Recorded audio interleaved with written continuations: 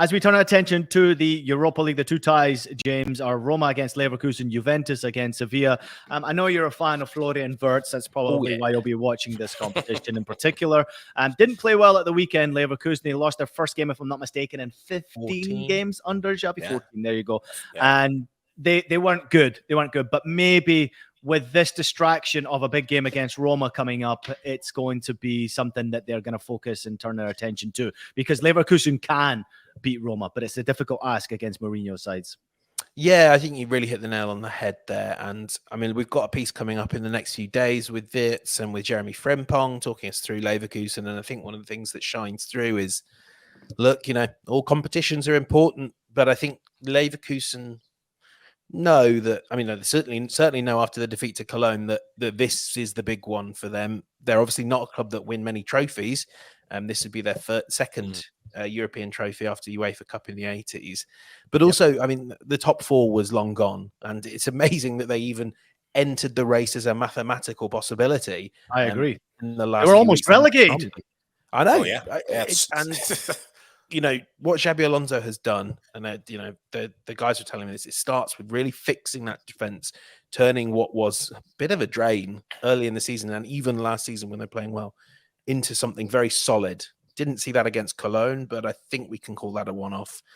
And then for me, and this is going to be the challenge for Mourinho, Mourinho can come up with a way of slowing Florian Wirtz through the middle. Can he do that and stop that Diaby Frimpong right flank? I mean, that between them, I think they have something like 40 goal contributions, 40 goals and assists. And there's no one in the Roma squad who's quick enough to keep up with them. That will be the real challenge. And it almost in a way is going to suit Leverkusen to play the first leg away from home, to play that counter-attacking football, soak up pressure, hit Diaby. I mean, if you go and look at like 538 places like that, they have Leverkusen as favourites to win the whole competition. I think rightly so.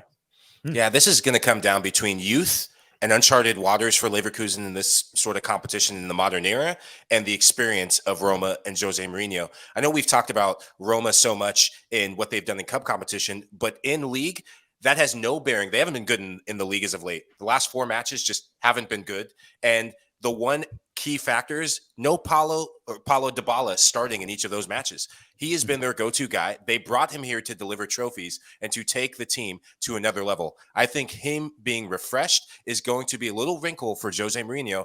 And even if Roma do not get a result in this first tie, and I do like the shout for Leverkusen to be on the road to get a result in this first leg, because they have been much better on the road since a knockout competition than they have been at home. And I think it probably suits young players to not have that added pressure of playing at home in front of your fans and going on the road where you're playing with some bit of house money. But over across the two ties, experience in the semifinals is a big, big thing. And I just cannot count against Jose Mourinho in any European competition. It's just so hard.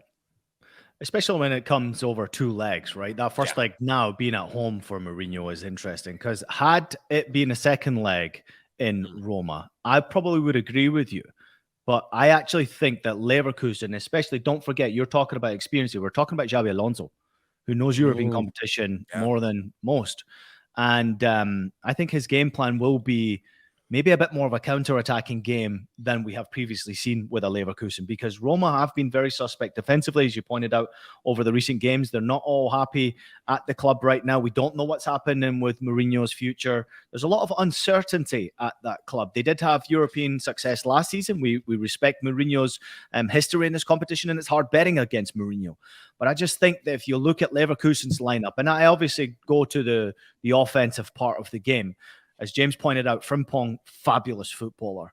And then you've got Diaby just playing ahead of him. Then you've got Adli, who's getting in behind with his pace. Then you've got Florian Wirtz, who might be one of the best players, if not the best player in the Bundesliga this season, let alone he's been injured for most of it. So I think you're recognizing this is a big ask for Roma more than it is a big ask for Leverkusen. So I actually give the slight advantage here to Leverkusen if they can get a good result in that first leg, because I don't see Roma scoring 2 or 3 goals against Leverkusen in Leverkusen. I think it could be lights out. I'd love to see Leverkusen in a final. Who makes it into the final to meet them there? Is it Juventus or Sevilla, James? Oh, I think Sevilla. There's something about this competition, and they have really stepped up. I know they lost to Girona at the start of the month, but beat Espanyol in quite thrilling fashion this weekend. And Juventus, it's a bit, it's a bit in and out, isn't it? And again, good result for them against Atalanta, but I don't really trust them. I don't trust Sevilla either, but I kind of, in that case, you just go for the football heritage, to quote your man, Mourinho. Yeah, I made the mistake of questioning Sevilla. I'm still butthurt about that second leg against Manchester United. I won't do that same mistake again. I think this is their competition to at least get to a final. And your big name players in that team, your players that when the season started that weren't firing, El Nesri, he was everything for Morocco. He's been everything in this competition as of late. And Lucas Ocampos, this guy has really stepped up in the last couple of weeks since that second leg win for Sevilla. Those two players are really galvanizing this team to play like a team. A good Sevilla team is really hard to beat at this stage in the competition. So I'm going Sevilla.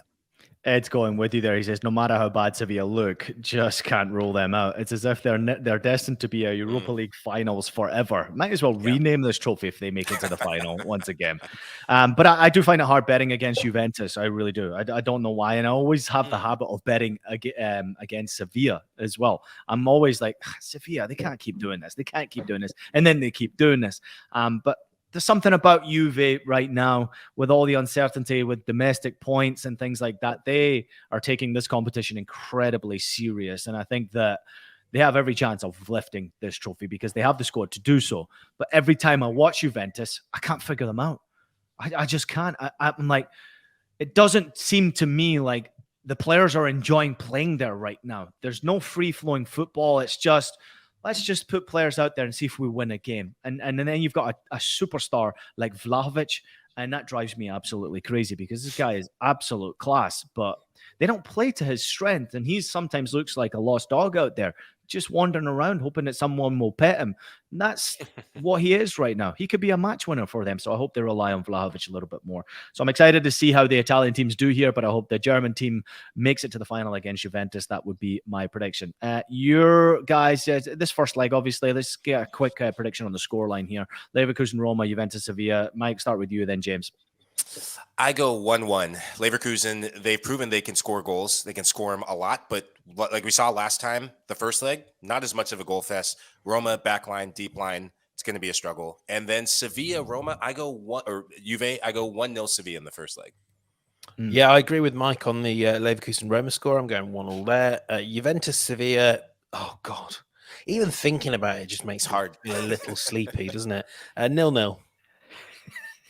And you just had a go at me, James Bench. You just I know. I mean, that is the nil. It's got 0-0 written all over it. I'm going for Leverkusen to get a sneaky win here. Why would I not?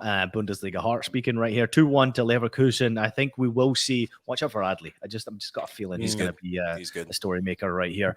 Juventus, I'm getting the victory here, especially at home. I'm thinking they can get the job done by 2-0 against Sevilla. And that second leg is going to be an absolute banger.